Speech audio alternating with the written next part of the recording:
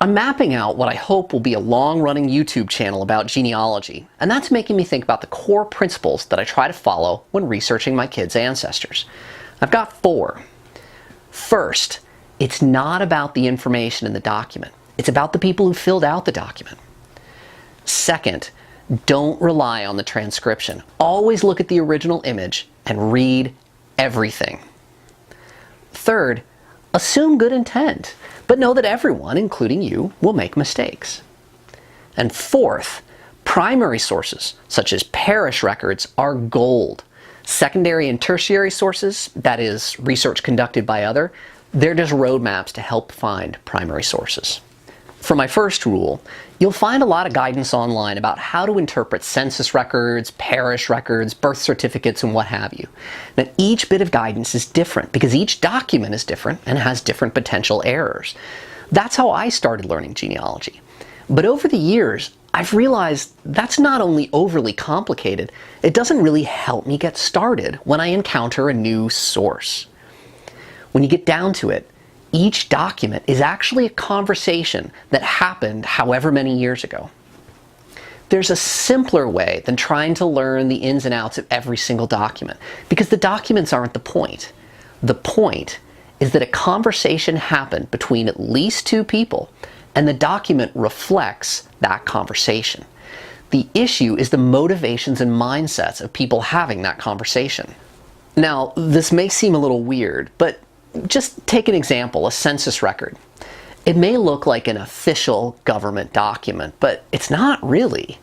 One person, a census taker, is filling out a document by having a face-to-face conversation with at least one other person who resides at a particular house or apartment. This was a paying job, and census takers in the US, they were paid by the head for completely filled out entries. They weren't paid for getting every single detail correct, though, whether it was checking spelling on names or getting the right age. But they would go back to a house multiple times until they found someone at home, because that meant a little bit more cash. Now consider the alternate side of the conversation, the family member who responded to the census taker. And you can't know which person it was. That's not listed on the census. It could have been a wife who lied about her age because she was embarrassed that she was a few years older than her husband. Or consider a family scandal. For example, a mother in her 50s might report that her eldest daughter's baby, born out of wedlock, was actually hers. Of course, there's at least one more party involved than the census taker and the census responder. And this brings me to my second principle. Read everything on the original document. The third party involved in a census record is a recent transcriber employed by a genealogy company. They're doing their best, and they're going to have far more experience than you and me in deciphering these records, at least generally speaking. But from time to time, they're going to mess up the obscure spelling of a name in your family.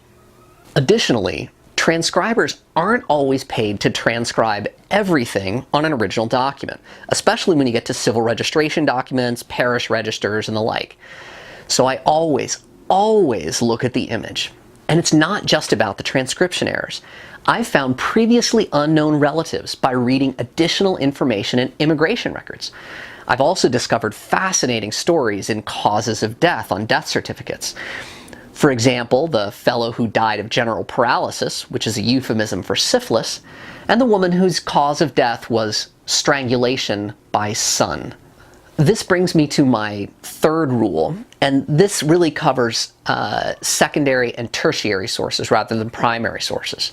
Now, you've made mistakes when researching your family tree, right? I know I have. And I know that I wasn't just trying to concoct a fun story. I was trying to get it right. I had good intentions. Portions of your family tree will already have been researched by others, and they are going to make mistakes, just like you and me.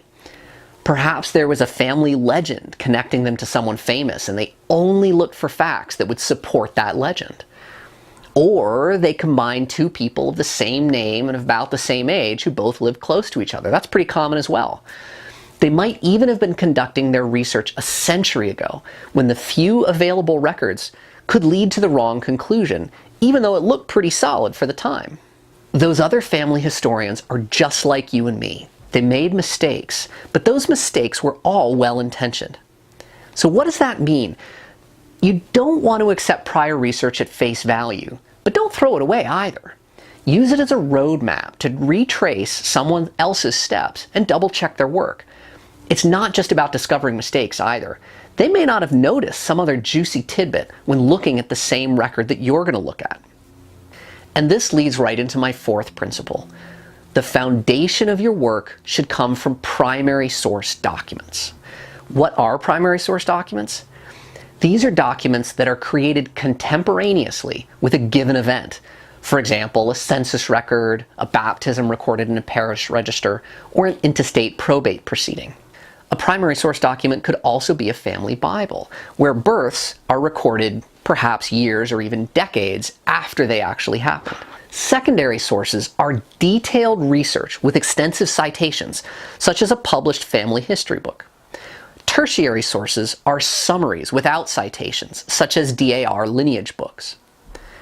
Now, this may seem pretty obvious to rely on primary source documents, but quite a few genealogy websites display secondary and tertiary sources in the exact same way as primary source documents. Take the Millennium Files source on Ancestry.com. It shows up as hints, just like census and parish records. And a new user, for example me back in 2011, might assume it's a totally reliable source, equivalent to a census. But if you actually read Ancestry's source card describing it, it's pretty clear that this is a tertiary source, a database of research compiled by others with no supporting citations that you can view. Ancestry even states that, and I quote, "Databases like these are great starting points for beginning your research." If you've got any questions or suggestions, please leave them in the comments below. Thanks again.